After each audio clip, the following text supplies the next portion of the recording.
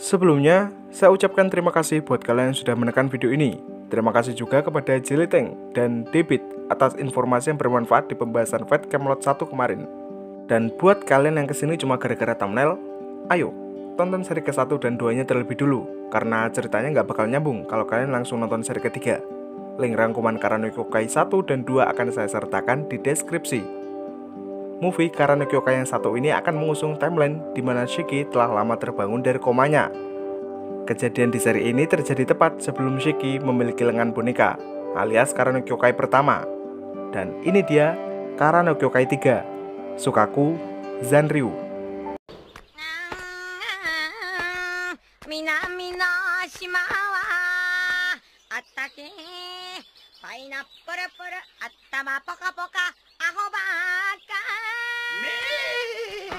Masih bersama Ryugi Shiki sebagai tokoh utama kita, Kokuto Mikia sebagai rekan kerja Shiki sekaligus sosok terdekatnya, Aozaki Toko sebagai leader dari organisasi penyidik gaib sekaligus rekan Shiki, Asagami Fujino sebagai main villain pada seri yang satu ini, dan masih ada beberapa karakter yang sebenarnya nggak terlalu ngaruh kalau nggak disebutin.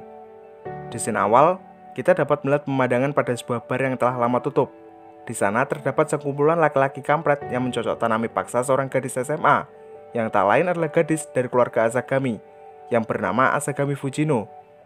Ketika Fujino dicocok tanami oleh salah satu dari mereka, dia nampak tidak merasakan sakit sama sekali, hingga salah satu dari laki-laki di sana memutuskan untuk menyiksa Fujino lebih keras, dan film pun dibuka. Adegan beralih ke sosok Kokuto Mikia, yang nampak menjalani aktivitas hariannya secara normal.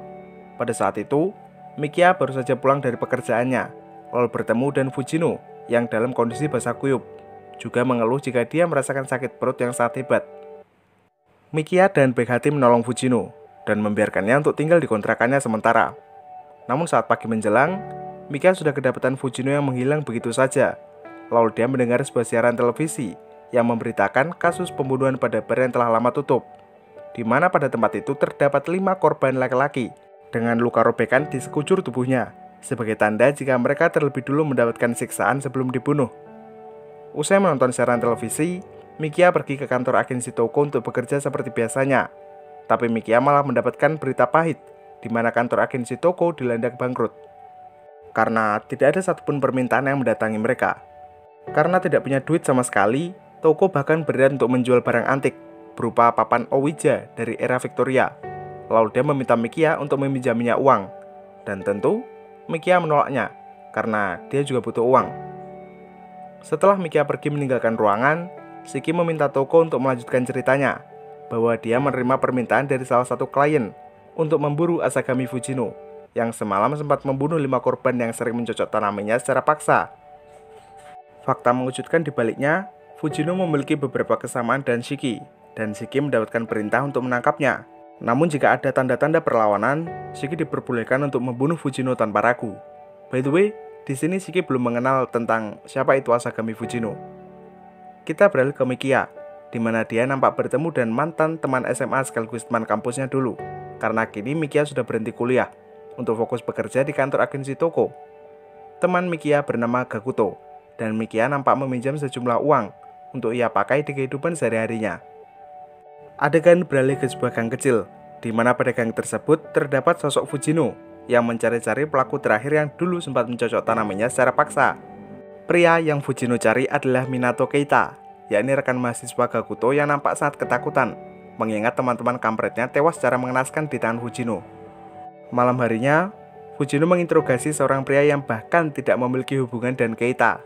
Tentu dia menanyakan lokasi keberadaan Keita dengan menyiksa pria tersebut, hingga si pria benar-benar tewas dan kondisi tubuh yang terpelintir.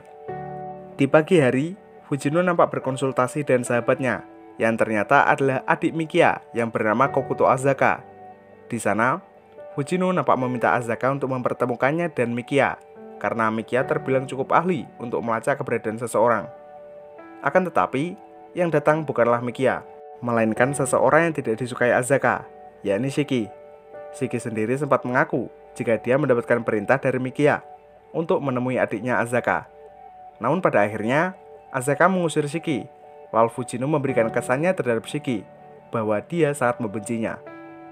Sementara itu, Mikia melakukan pengumpulan informasi seorang diri tentang lokasi keberadaan Keita, juga kronologi kematian kelima korban.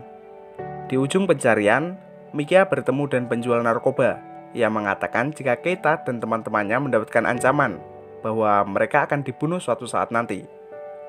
Di lain tempat, Fujino menginterogasi seorang pria yang bahkan tidak memiliki sangkut pautnya dan Keita.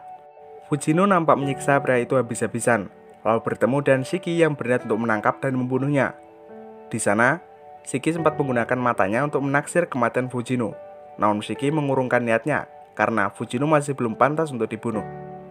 Kita dibawa ke masa lalu Fujino, yang mana pada waktu tersebut adalah kali pertamanya Fujino tidak bisa merasakan sakit. Namun kini dia bersyukur karena masih bisa merasakan sakit yang ada di perutnya. Dan ternyata, panggilan telepon Fujino terhubung langsung dengan Mikia, yang kini berada tepat di depan Keita. Setelah mendapatkan penjelasan langsung dari Fujino, Mikia kembali menanyakan serangkaian informasi kepada Keita. Lalu Keita bercerita mulai dari pertama kalinya ia dan teman-temannya menyekap Fujino untuk dicocok tanami paksa. Pada saat itu, Fujino tak merasakan sakit sedikit pun, namun dia mampu merasakannya tatkala salah satu teman Keita memukul punggungnya dan tongkat baseball. Setelah itu, Fujino lah yang balik menyiksa mereka satu persatu hingga tewas, sampai tersisalah Keita yang kemudian melarikan diri. Sesaat setelah itu, Mikia malah mengamankan Keita di kantor agensi. Mikia, Shiki, dan Toko menyimpulkan apa yang sebenarnya terjadi kepada Fujino. Fujino memiliki sakit perut yang tidak berasal dari luka tusuk, melainkan usus buntu yang Fujino angan-angan sebagai luka tusukan.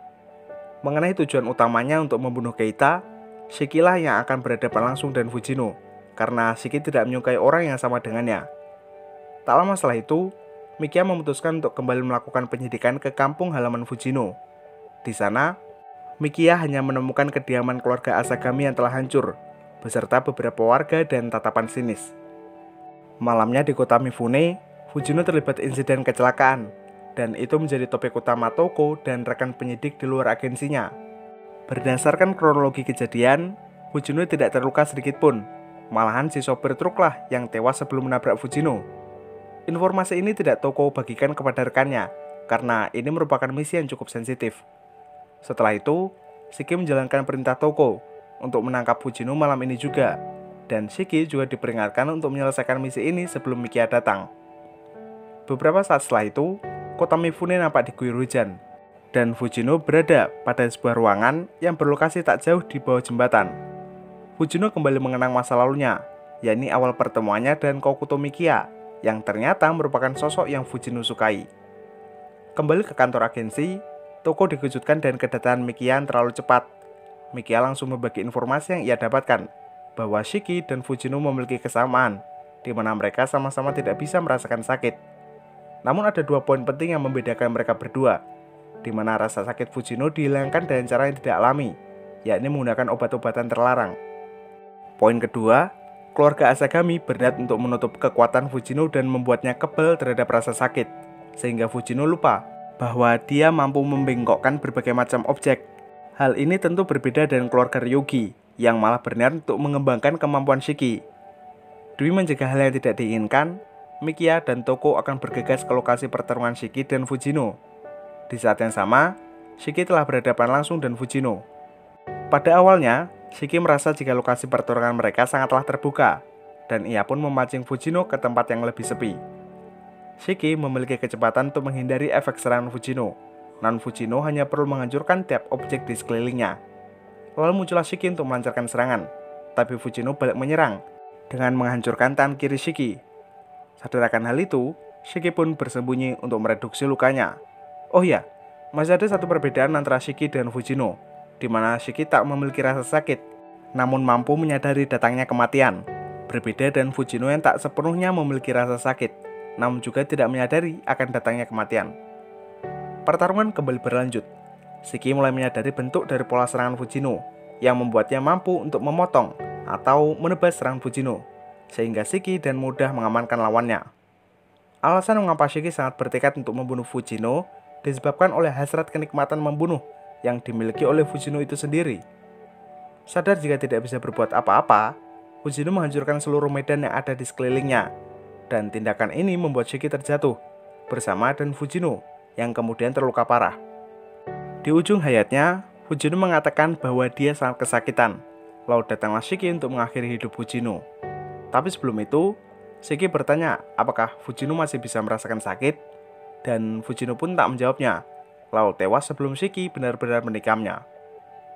Usai pertarungan itu, Shiki langsung dipertemukan dan Mikia dan Toko. Shiki cukup menyesal karena tidak bisa membunuh Fujino dan rasa sakit. Dia juga meminta Toko untuk membuatkannya lengan palsu, dan Toko membalasnya bahwa dia akan membuatkan Shiki lengan boneka yang mampu menangkap hal gaib atau roh. Kemudian, Toko memutuskan untuk kembali terlebih dulu, sementara Mikia dan Shiki akan menunggu para petugas keamanan dan menjelaskan detail kejadian di sana. Setelah itu, Mikia dan Shiki pulang bersama. Mereka sempat berteduh sembari berbincang mengenai penyesalan Shiki di masa lampau, juga mengakui tujuan hidup Shiki sebenarnya, bahwa apapun yang terjadi, Shiki hanya bisa bergantung pada Mikia. Lalu Shiki melemparkan senyuman, dan film pun berakhir. Oke baik, di opening statement saya sudah jelaskan jika seri ketiga ini mengusung timeline setelah seri keempat, juga timeline sebelum seri pertama dibuka. Secara garis besar, Kara no Kyoukai 3 menampilkan konflik yang luar biasa, apalagi tentang penggambaran latar belakang Asagami Fujino yang bertolak belakang dengan Ryoga Shiki. Di pembahasan tadi, kita sempat mendengarkan kata kunci lengan boneka yang mampu menangkap benda gaib ataupun roh. Tentu, hal ini mengacu ke seri pertama Kara no Kyoukai, di mana Shiki berhasil menangkap Kiri dan lengan bonekanya, sebagai penegasan bahwa seri ketiga dan pertama memiliki timeline yang terbalik. Lagu ending pada seri ini masih dibawakan oleh grup musik Jepang Calavina dengan judul Kizuato. Untuk penggemar Nasuverse, pasti sudah tidak asing lagi dengan band yang satu ini, di mana lagunya juga sempat menghias seri anime Fate. Tapi yang saya suka cuma Ring Your Bell dan Believe. Mungkin itu saja yang bisa saya sampaikan. Jika ada detail menarik atau argumen yang perlu dibahas, kalian bisa sertakan di kolom komentar. Topik terbaik akan saya sematkan agar yang lain sama-sama tahu. Keiko Oteswari to mata aimashou.